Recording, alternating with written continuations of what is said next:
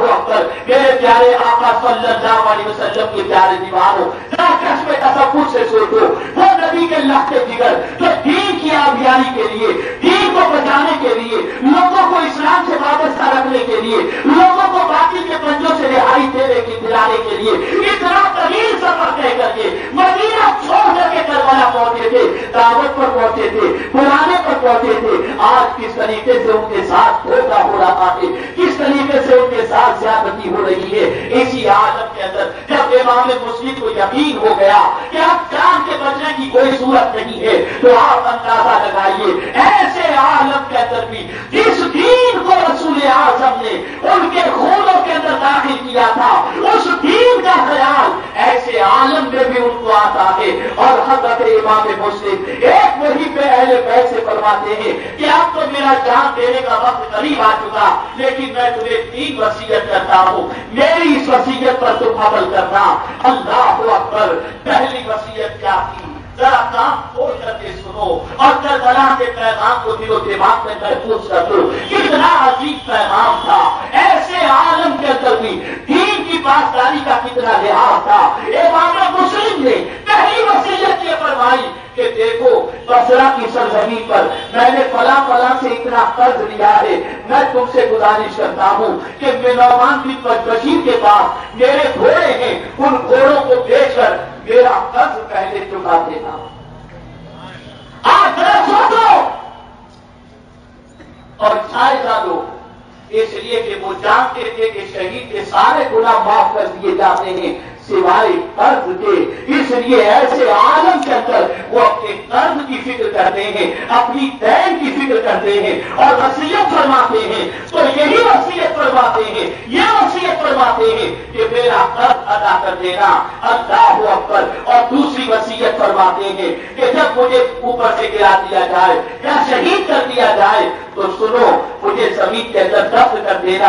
اور تیسری وصیت یہ ہے کہ امام حسین تک اطلاع بھجوا دی جائے کہ اے امام، اگر تم نے کوفہ کا ارادہ کیا ہے تو اسے ترک کر دو، اس لیے کہ کوفہ والوں نے بے وفائی کی ہے اور انتظار جو ہے وہ خون کے در پہ ہے۔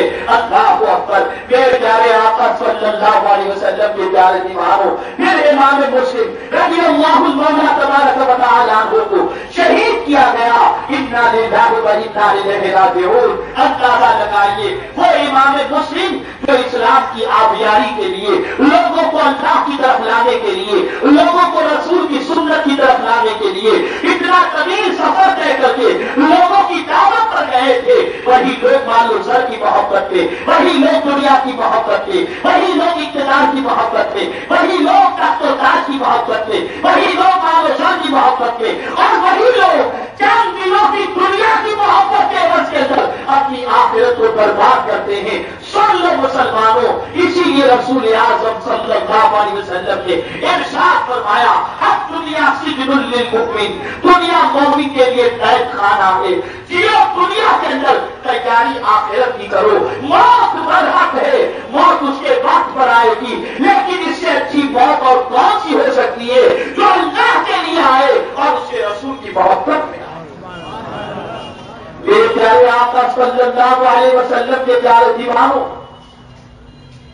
اسی لیے قرآن کہتا ہے وَلِكُلِّ أُمَّةٍ أَجَلٌ إِذَا جَاءَ أَجَلُهُمْ لَا يَسْتَأْخِرُونَ سَاعَةً وَلَا يَسْتَقْدِمُونَ۔ موت کا وقت مقرر ہے، نہ ایک لمحہ پہلے آئے گی نہ ایک لمحہ تاخیر سے، جب اس کا وقت تب آ کر کے رہے گی۔ آج امت مسلمہ جس پریشانی سے دوچار ہے، اس پریشانی کی سب سے بڑی وجہ یہ ہے کہ یہ امت، یہ مسلمان آج اللہ عز و جل کے مقدس دین اور رسول گرامی وقار صلی اللہ علیہ وسلم کی تعلیمات سے اور ان کی محبت سے اپنے فاصلے کو بڑھائے ہوئے ہیں۔ اگر تم چاہتے ہو کہ لاکھوں کے لشکر کے اندر بھی اللہ تمہیں عزت و سربلندی عطا فرمائے تو میں نے جس آیت کی تلاوت کی ہے اس آیت پر عمل کرو، اللہ کامیابی عطا فرمائے گا۔ میرا کریم فرماتا ہے یا ایھا الذین آمنوا اذا لقیتم فئۃ فاثبتوا واذکروا اللہ کثیرا لعلکم تفلحون۔ اے ایمان والو، جب تمہارا مقابلہ دشمنوں سے ہو تو ثابت قدم رہو، اللہ کا ذکر کثرت سے کرو تاکہ اللہ تمہیں کامیابی سے سے ہمکنار فرما دے۔ میرے پیارے آقا صلی اللہ علیہ وسلم کے پیارے دیواروں، اب کامیابی کیا ہے میں اس کو ایک آیت کی روشنی میں سمجھا کر اپنی گفتگو کو مکمل کرتا ہوں۔ آج کا انسان یہ سمجھتا ہے تخت و تاج کا مالک بن جانا کامیابی ہے، آج کا انسان یہ سمجھتا ہے مال و زر کی فراوانی کامیابی ہے، آج کا انسان یہ سمجھتا ہے بہت زیادہ شہرت پا لینا کامیابی ہے۔ لیکن آپ قرآن سے پوچھتے ہیں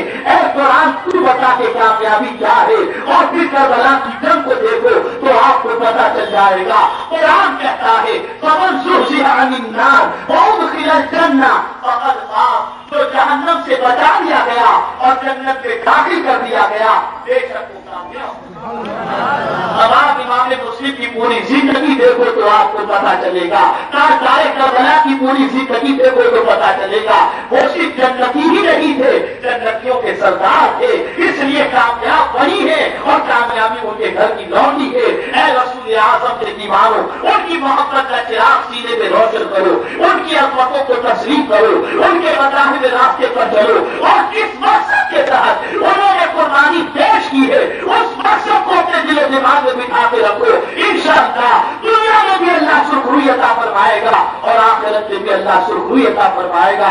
اللہ رب العزت مجھے آپ کو سب کو پیغام کربلا پر عمل کی توفیق نصیب فرمائے، امام مسلم اور رسول اعظم صلی اللہ علیہ وسلم کے شہید نواسوں کے نقش قدم پر چلنے کی توفیق نصیب فرمائے۔ وما علینا الا البلاغ المبین۔ ایک کتاب جس کا نام حضرت امام محرم اور امام حسین ہے، اس کتاب میں یوم عاشورہ سے متعلق اور تاجدار کربلا کی عظمتوں سے متعلق تفصیلی گفتگو موجود ہے۔